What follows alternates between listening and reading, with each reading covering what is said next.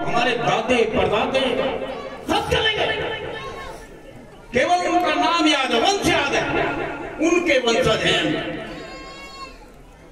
साथी हमारे चले गए, हम भी चालनहार,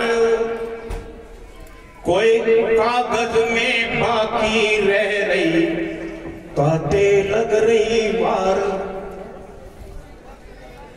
क्या ये सच नहीं है कि हमने जाना है? भाई ये सच है, हम भी बताओ, मैं गलत कह रहा हूं या ठीक है?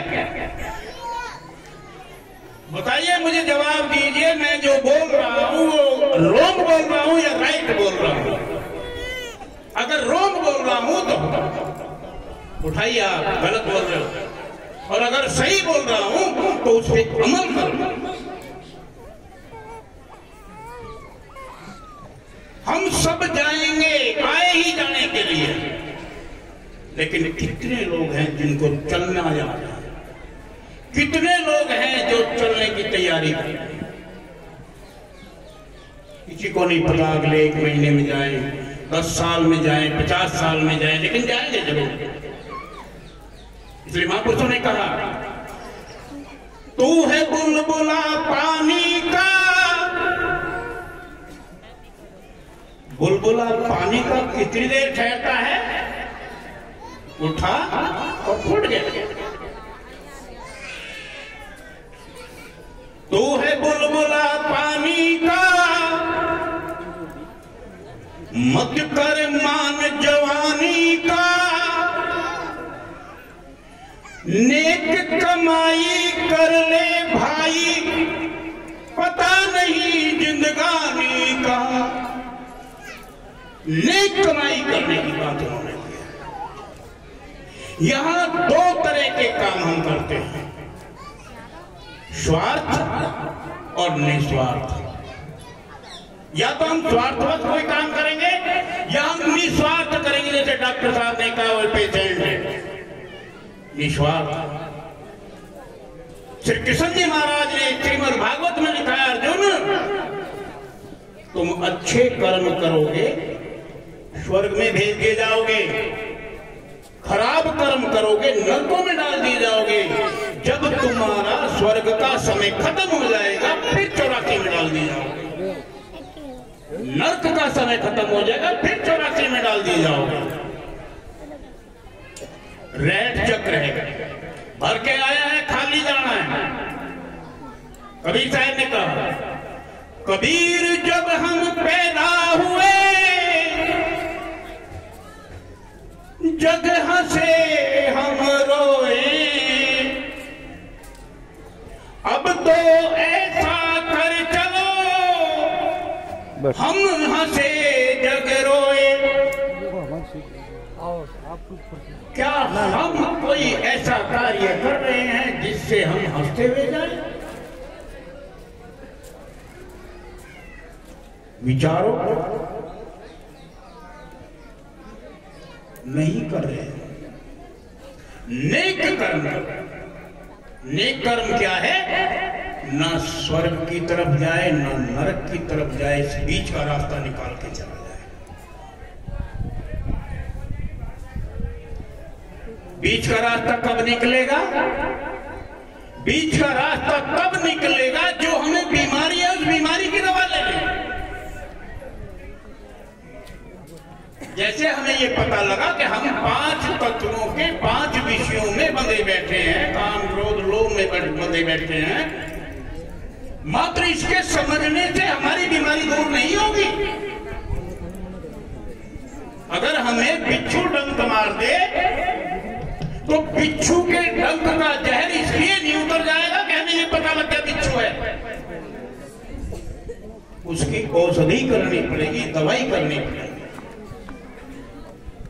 अब हमें जो काम क्रोध लोभ मोह अहंकार हैं, हम कितना ही नहीं छुटेंगे थोड़ी। समय आएगा अपना,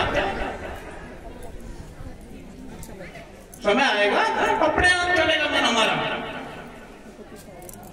तो ये खेल किसका है? हमारे मन का है। सवाल ये है, झगड़ा कहां से शुरू है? से। अभी हमारे मास्टर गिरिराज जी बता रहे थे, भाई हम आपा को जाने या आपा को सुपुर्द करें। हम आपे को जाने या आपे को सुपुर्द करें। सवाल ये भाई पहले ये तो तय कर ले, हम सुपुर्द करने के लिए आपे को जान रहे हैं या जानने से हमें कुछ लाभ होगा। हमें आपे को जानने के लिए, सुपुर्द करने के लिए कुछ प्रोसेस से गुजरना पड़ेगा। कुछ प्रोसेस से हमें गुजरना पड़ेगा। वो प्रोसेस वो गुरु और सतगुरु के हाथ है।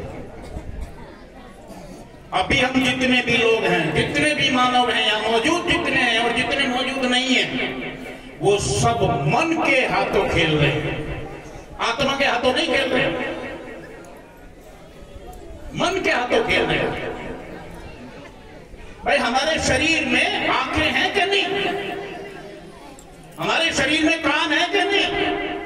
हमारे शरीर में जीभ है कि नहीं? नासिका है कि नहीं? हमारी स्किन है कि नहीं? हमने ये बीमारी दूर तब होगी, पहले हम ये तो जान ले इस बीमारी को दूर करने का स्थान कहां है। अरे भाई ये बीमारी नेचुरल है, हमारी तो अपनी देन है नहीं। ये हमारी देन है क्या? हमें भूख लग रही है, किसकी अपनी देन है? भूख लग रही है। क्या साधु को भूख नहीं लगती? क्या त्यागी को भूख नहीं लगती?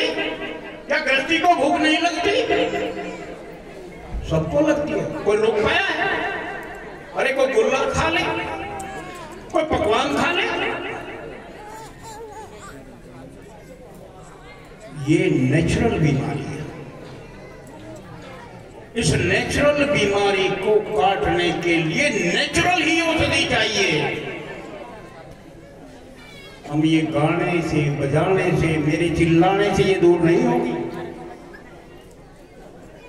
ये जहां से शुरू हुई है हमें वहां जाना पड़ेगा। हम इस संसार में बड़े धोखे में जा रहे हैं, बड़ी भूल में जा रहे हैं। महापुरुष अपने वचनों से हमें समझाते हैं, मैं भरम भूल में सोई थी सखी, सतगुरु कौन जगाया मुझे। दो चीजें हैं, एक भ्रम है, एक भूल है। भ्रम क्या है? भ्रम ये है कि ये जग मिठा, अगला किन मिठा। ये संसार असली है, अगला किसने देखा है। इसलिए तो मारामारी हो रही है सब। एक राजा था, वो अपने शयन कक्ष में सो रहा था। रात्रि को सपना देखता है दूसरे राजा ने उस पर आक्रमण कर दिया और वो राज्य छीन लिया, उसको मारने के लिए दौड़ा। वो राजा अपनी जान बचाते हुए जंगल में उतर गया। जब जंगल में उतर गया तो उसे भूख लगी, बहुत जबरदस्त भूख लगी। उसने देखा कहीं कुछ खाने के लिए, तो दूर से एक झोपड़ी दिखाई दी। वो वहां गया, झोपड़ी में देखा एक माता बुजुर्ग वहां बैठी थी। इतने कहा, माता कुछ खाने के लिए हो तो दे दे। उस वृद्धा ने थोड़े दाल और चावल दी, ले बेटा ये है, बना और खा।